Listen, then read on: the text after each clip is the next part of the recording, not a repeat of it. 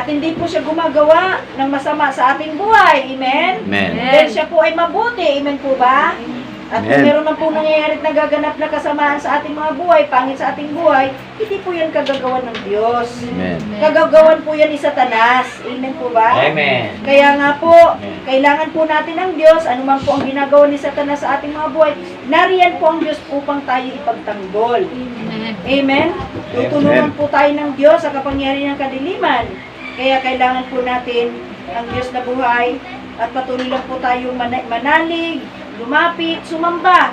At huwag po tayong magpabaya sa Kanya pong mga utos sa atin. Amen? Praise God. At sa next Sunday, i-end ko lang po yung ating pag-aaral dahil mag-meeting po tayo. Dahil next Sunday ay atin na pong anniversary. Pasasalamatan po natin ang kabutihan ng Diyos dahil sa lugar na ito, nagtayo po siya ng dambana. Diba?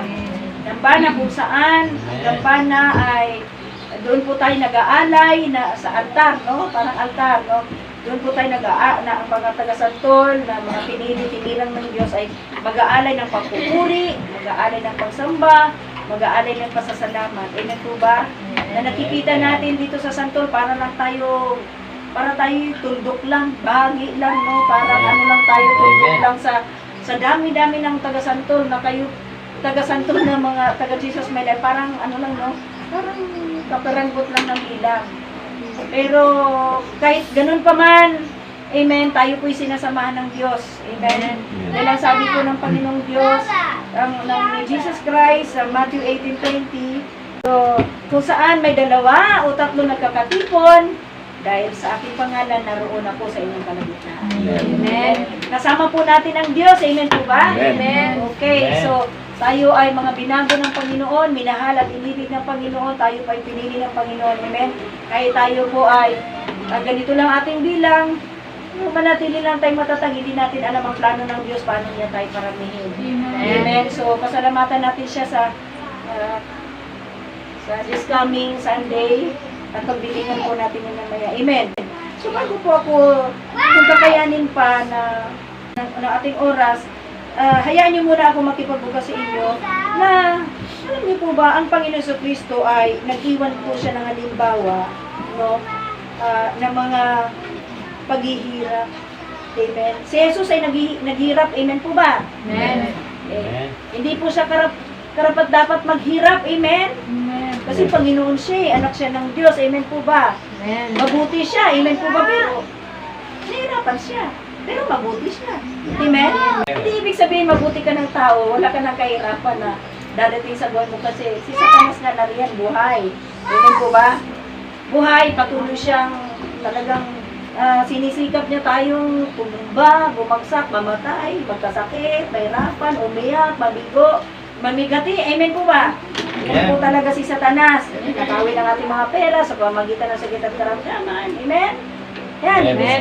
Imbes pambili na ng pagkain, nandoon pa, napunta sa digapot, napunta sa doktor. Amen po ba? Amen. Pero grasya pa rin ng Panginoon yan. Amen. Pero kung kalooban ng Panginoon, hayaan na lang natin siya. Amen. Pero, kailangan po natin na dapat po ang ating tandaan na dito po sa aklat ng unang Pedro chapter 2:21, ito po ang ating diin sa 21. Okay? Simulan muna natin sa 20. Ang sabi rito, sapagkat anong pakinabang na kapag kayo'y nagkasala at hinampas dahil dito, okay, ay inyong tinatanggap na may pagtitiis. Ngunit kung kayo'y gumagawa ng mabuti, okay, at kayo'y nagdurusa dahil dito, at ito yung tinatanggap na may pagtitiis. Okay? Sapagkat ukol dito, kayo'y tinawag sapagkat si Kristo man ay nagdusa alang-alang sa inyo. At kayo'y iniwanan ng halimbawa upang sumunod kayo sa kanyang mga yapak. Uri ng Diyos sa pagkabasa ng kanyang salita. Amen. Narinig po natin mga kapatid ko, sinabi po ni Apostol Pedro sa kanya pong mga tagapagkinig na panampalataya, no, na ano nga daw pakinabang nagkasala ka tapos hinampas ka. Tinanggap mo itong may pagtitiis. Diba? Ano na po ang pakinabang? Ngunit kayo, gumawa kayo ng mabuti, pero nagdurusa kayo na may pagtitiis. Alin doon sa dalawa? Saan ang may pakinabang? Yung nagdurusa ka, hinampas ka, dahil nagkasala ka, pinagtiisan mo yung hampas. At yung nagdurusa ka dahil gumawa ka ng mabuti, dahil binigyan ka ng Diyos ng halimbawa at pinagdusahan mo ito ng may pagtitiis. Alin doon? Diba? Doon tayo sa gumagawa tayo ng mabuti, pero nagdurusa tayo. Amen? Okay. So, magdurusa ka rin naman tayo, doon na po tayo sa mabuti. Amen? Hindi po tayo nagdurusa dahil kinukulong tayo, dahil nakulong, dahil nagnakaw. Amen po ba? Nagtiis tayo doon sa loob ng kulungan. Amen? Pero itong pagdurusa natin, dahil sa paggawa ng mabuti. Amen po ba? Amen. Pinagdusahan natin, pinagtitiisan natin. So may pakinabang rito. Amen po ba? Amen. So, aling mabuti? Mabuti po ang sumamba. Amen? Mabuti po ang maglingkod sa Diyos. Mabuti po ang manalangin. Mabuti po ang hanapin ang Diyos. Mabuti po ang magbasa ng Biblia. Mabuti po ang patungkol po sa mga bagay na ginagawa natin sa Panginoon. Amen po ba? Amen. Mabuti po yon. Pero sa kabila po na yun po ang ating mga kabutihan na ginagawa sa Panginoon, may pagdurusa pa rin tayong natatanggap. Amen? Anong sabi roon sa 21? Anong sabi rito? I-repeat po natin sa pagkabasa. Tandaan po natin, mga kapatid ko, upang walang susuko sa atin. Amen? Okay. Ito na lang, nagdurusa tayo dahil sa ating pagsunod sa Lord, hindi sa gumawa tayo kasalanan. Okay? So, ang sabi po rito sa 21, sapagkat ukol dito, kayo'y tinawag. Kayo'y tinawag sapagkat si Kristo man ay nagdusa alang-alang sa inyo. At kayo'y iniwanan ng halimbawa upang sumunod kayo sa kanyang mga yapak. Amen? Mga kapatid ko, di ba na ibig sabihin, sumunod na tayo sa Panginoon? Wala na tayong pagdurusa. Tandaan niyo po yan. Bagkus dumarami pa ang pagdurusa. Amen. Amen po ba? Amen. Na ibig sabihin, na kahit pala, sumasamba ka, naglilingkod ka, sumusunod ka sa Panginoon, meron pa rin pagdurusa. Amen po ba? Amen. Sapagkat dito daw tayo tinawag. Ang lahat palang tinawag ng Diyos ay bahagi po yung pagdurusa. Sinong ayaw ng pagdurusa? Ayaw natin yon. Pero nang dahil sa Panginoon, tanggapin po natin. Amen. Amen. Yung ayaw ng pagdurusa, yung komportabling buhay, ay wala yan sa Panginoon. Yung papetiks-petiks lang sa pagsamba, sa pagsunod, sa paglilingkod, tapos parang, ang saya-saya naman, parang wala siyang pagsubok, ay magduda ka niyan. Kasi talaga bahagi sa buhay ng tao ang pagdurusa. Nagdurusa ka dahil sa pagsunod sa Panginoon. Amen? Si Jesus, nagdurusa siya. Tiniis niya yung palo. Amen? Tiniis niya yung hapdi at kirot. Tiniis po niya yung mga dura na alas 9, dinuraan. Nagsimula na siyang dinuraan, alas 9, wala pang mga toothbrush yun. Dinuraan na siya. Binugbog na siya. Nilait na siya. Inusig na siya. Amen? Lahat ng yun, tiniis niya. Pero mabuti siya. Amen. Hello? Mabuti siya. Kaya tayo, pag napansin natin sa loob at labas ang ating tahanan, ang bigat talaga ng, parang, ang bigat nila. Dalhin sa Lord. Parang ang lungkot-lungkot ng buhay ko sa inyo. Parang, ang dami kong pagsubok. Ang dami, sumasamba naman ako. Diba? Pero alam niyo po ba, kahit nagdudurusa tayo, pero pag nasa Panginoon tayo, masaya natin siya mapagtagumpayan. Amen. Kasi may Diyos na tumutuwang sa ating mga pagdurusa. Amen? Ay, anong pinapaabot sa atin ng Diyos? Na kahit maglilingkod ka na sa Panginoon ka, sumasampa ka, meron pa rin talagang pagdurusa. Amen. Kung ayaw po natin pagdurusa, huwag na tayo sumunod sa Diyos. Amen? Amen po ba? Amen. Kung ayaw nating mahirapan, ayaw nating magtiis, huwag na tayo sumunod. Pero hindi tayo papasok ng langit. Amen? Amen. Magtiis na lang tayo. Amen. Kasi ang kapalit po nito, buhay na walang hanggan. Amen. Amen? Na sa kabila po na nagdurusa ka, tuloy ka pa rin sa Panginoon. Amen? Amen. Tuloy pa rin. Hindi po yung may pagsubok ka, may pagdurusa ka, pagtitis ka hirapan. Ayoko na, sumamba. Kasi habang sumasamba ako, dumadami naman yung problema ko. Ayan, ibig dalawa lang, nagiging 5. Amen? Yung mga kapatid ko, binigyan po tayo ng halimbawa. Amen. Ni Jesus Christ. Siya muna ang nagdurusa bago tayo. At huwag natin kalimutan, dito tayo dinawa. Sa pagdurusa. Kasi binigyan tayo ng halimbawa para ating lakaran. Amen? Kasi bakit tayo magdurusa? Yan, ulitin ko. Nandito si Satanas. Guguluhin niya ang ating panampalataya para tayo bumagsak. Guguluhin niya ang ating undawin na tayo sa langit, haharangan na tayo. Gagawin niya lahat ng harang para huwag tayong pumunta ng langit. Bibiktimahin niya tayo. Amen. Para yung plano ng Diyos sa atin ay hindi po maganda.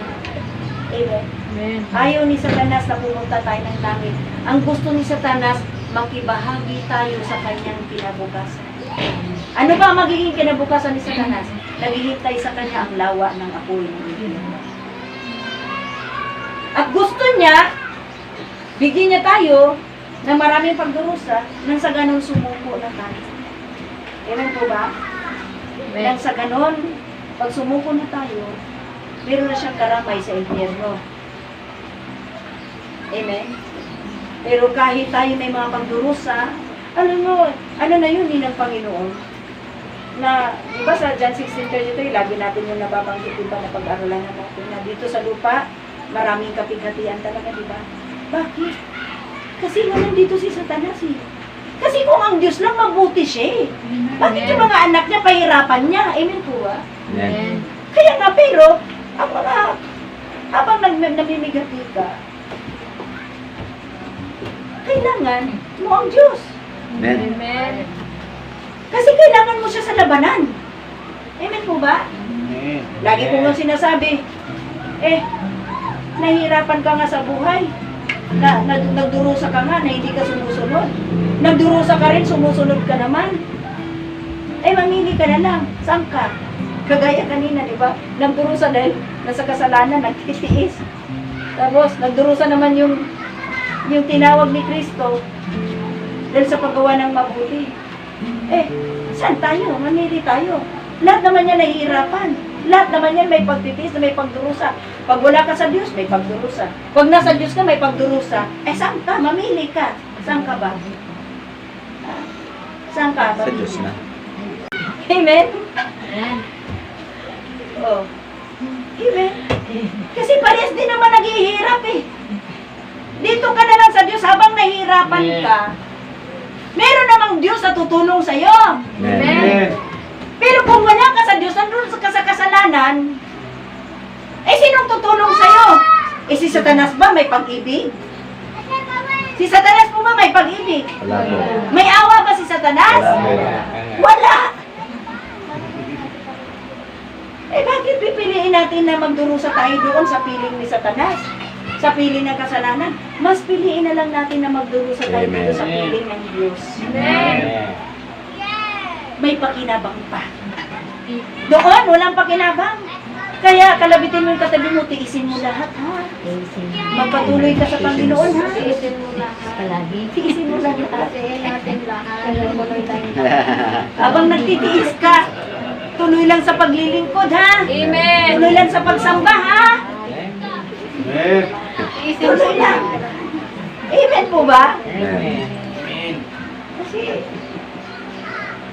nauna na si Kristo nagdusa para sa atin. Amen. Amen? Amen. At alang-alang din kay Kristo.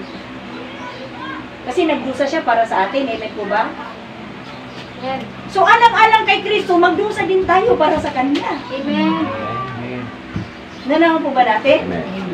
Itong ginagawa natin na kahit nahirapan tayo, nagdurusa tayo sa lubat labas sa ating tahanan, sa negosyo, sa trabaho, sa pag-aaral, anumang aspeto na ating buhay. Amen? Nagdurusa tayo, amen po ba? Amen. Ngayon, tiisin natin na habang si Jesus nagpapasa ng cross, habang dinuduroan, habang binubugbog, patuloy niyang tinutupad ang kalooban ng Diyos. Amen. Amen. Ganon din po tayo. Habang nagdurusa tayo sa loob ng ating mga tahanan, sa ating buhay, sa lahat ng aspeto ng ating buhay, dapat, kagaya ni Jesucristo, dapat ganon din po tayo magdusa. Lord, kakayanin ko to. Kasi po, alang-alang sa'yo. Kahit meron ng mga to, papasanin ko to na may pagtitiis pa yung pagdurusa. Pero, susunod pa rin ako sa'yo dahil ito ang kalooban mo. Dahil nagbigay ka ng halimbawa. Amen. Amen. So, paano ka susuko niyan? Paano ka susuko niyan? Eh si Jesus ang naunang nagdusa sa iyo. Kaya kung magdurusa ka man ngayon, gagawin mo yan bilang ganti sa Panginoon. Buti na hindi tayo napako eh. Habang pinapako si Jesus, yung iba patawa-tawa lang. Pero yung serious business yan. Ano yun? Ano yun? Opo, matatapos na kami. Amen po ba? At yung mga pagdurusa na yung mga kapatid ko, May kira sa taas. praise God. So, idugtong na natin. Dito na lang tayo magtatapos. Hindi ko na kaya pumasok doon sa isang topic. Ano oras na ba? Nakapunta tayo sa 5? 5:05. Sige, 5:15. Mag-meeting pa tayo. Okay. Kung speaking about pagdurusa, pagtitiis, gawin yung inspiration ang buhay ni Job. Amen. Amen. Yung iba, hindi pa po kilala si Job. Alam niyo po ba si Job? Sa bungad ng chapter 1, verse 2, hindi ako nagkamali. Si Job ay walang kapintasan. Matuwid siyang tao. Malinis ang buhay. May takot sa Diyos. Pero si Job, nagdusa siya. Nagtiis siya. Na walang kaparis, walang katulad. Nangamatay ang kanyang mga anak. Yung 7,000 niyang tupa, ninakaw lahat. Yung kamelyo niyang 3,000, nawala lahat. Yung iba pa niyang mga baka, 500 yun. Yung inaparis niya para magkaroon ng anak. At marami po siyang mga hayop. Lahat yun nawala sa kanya. Wala. Pero, hindi siya karapat-dapat. Kasi matuwid siya eh. Wala siyang kapintasan.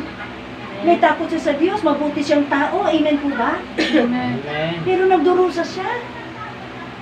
Amen. Pagkatapos, ang sabi niya, nagpunit siya ng damit, nagdamit ng sako, naglagay ng ulo ng abo. Tapos ang sabi niya sa Job 1:21, hubad, akong ipinanganak sa tiyan ng aking ina, hubad din akong babalik sa Diyos. Sabi niya, purihin ang Diyos. Amen. Amen. Kaya natin yon? Kaya natin? Kaya natin yung ginawa ni Job. Na may pagsubok ka, sasabihin mo pa rin, praise the Lord. Hello? Kaya yun sa tulong. Habang naroon ka sa sitwasyon, nangawala yung mga hayop mo, yung anak mo namatay yung 10. Nawala lahat. Pero iba lang ang kanya pong sinisingkit at tinatanggap sa buhay niya. Ubad naman ako ipinanganak. Amen? Dapat ganun din sa ating buhay. Ano ba naman yung dumating sa ating buhay? Wala naman tayo yan. Amen po ba? Kung hindi lang po yan pinagkaloob ng Diyos. Ang sabi niya, ang Diyos ang nagbigay, ang Diyos ang bumang. Amen. Pero, hindi naman kagagawa ng Diyos yun. Si Satanas may kagagawa nun. Amen. Amen. Amen? Kaya, pag may mga pangit na nangyayari tagaganap sa ating buhay, huwag natin pagbintangan ang Diyos. Kasi mabuti ang Diyos eh. Kung naghihirap tayo, huwag natin pagbintangan ang Diyos. Diyos ko, nandiyan ka ba? Buhay ka ba? Ano ba kakabang klaseng Diyos? Bakit ganito kahirap ang buhay ko?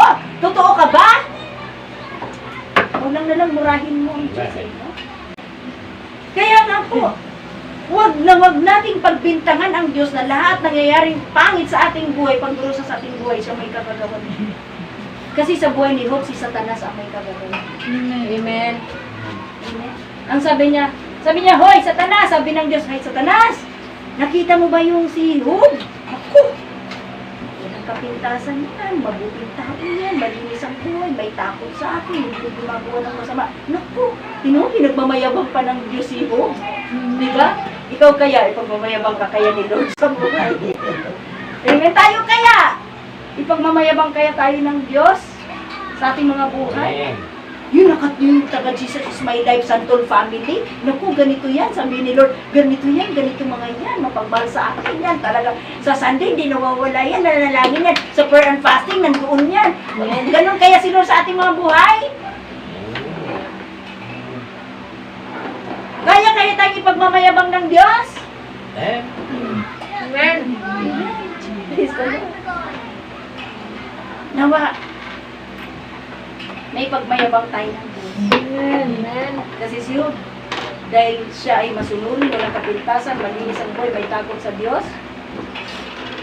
Ganun pa ng uri ng Kristiyano ang pinagmamayabang ng Diyos. Amen. Amen? Yung nabubuhay araw at gabi, walang kapintasan, malinis ang buhay, may takot sa Diyos, hindi gumagawa ng masama.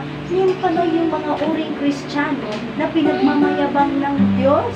Amen. Hello? Amen. Kaya habang naglalakad ka, dapat pinagmamayabang ka dito. Araw-araw ng buhay mo. Dapat, yung anak ko na yan. Ay, naku, ganyan yan. Dapat pinagmamayabang tayo ng Diyos. Ang sabi ni Satan, kaya lang naman yan. Patuloy na saludo sa'yo. Tapat sa'yo eh, kasi binakuran mo siya ng mga bagay. Ibig sabihin,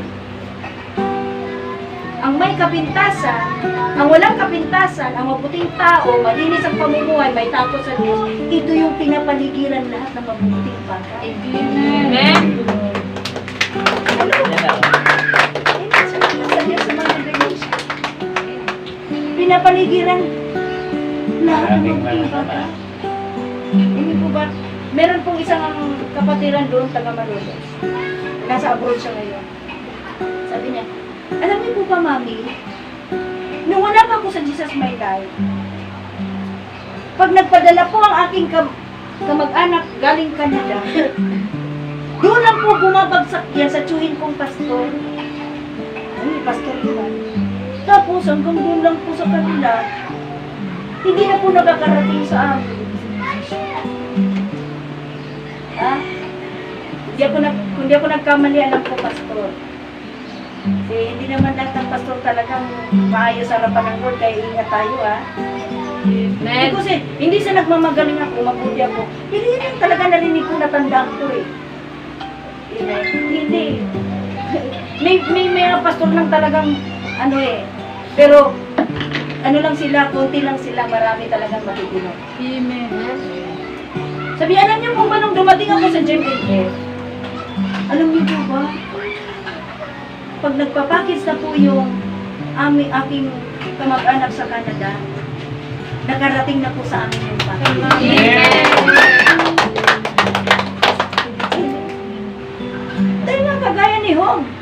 Ba't dumami yung tupa niya, kamilyo niya? May baka siyang 500 na mag-partner para manganak.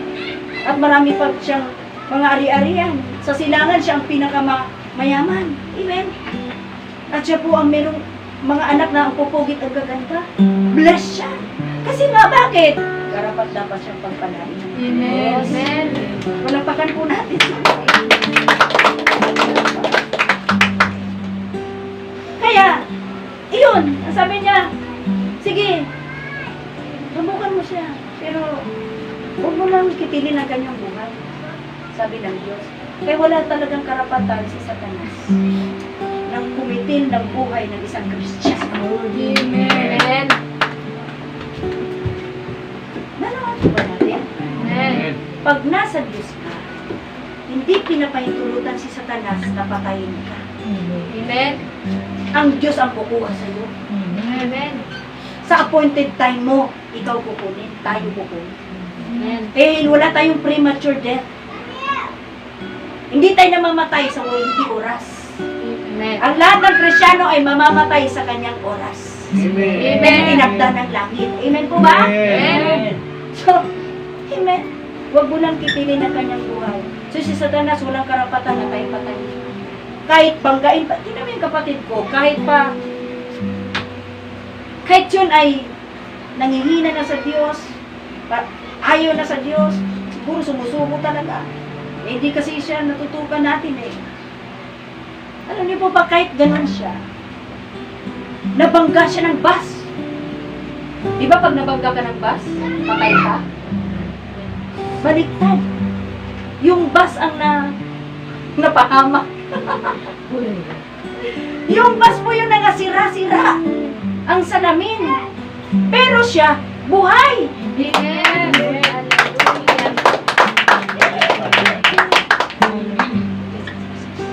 At after 1 week, yung rider na talagang nananalo siya sa motocross, rider nila, nanalo siya eh. Talagang magaling siya mag-ride. Nabangga ng bus! Ay, hindi nabangga yata ng kapwa lang na motor. Dead on the spot. Pero yung kapatid ko, nabangga ng bus, buhay. Amen. See?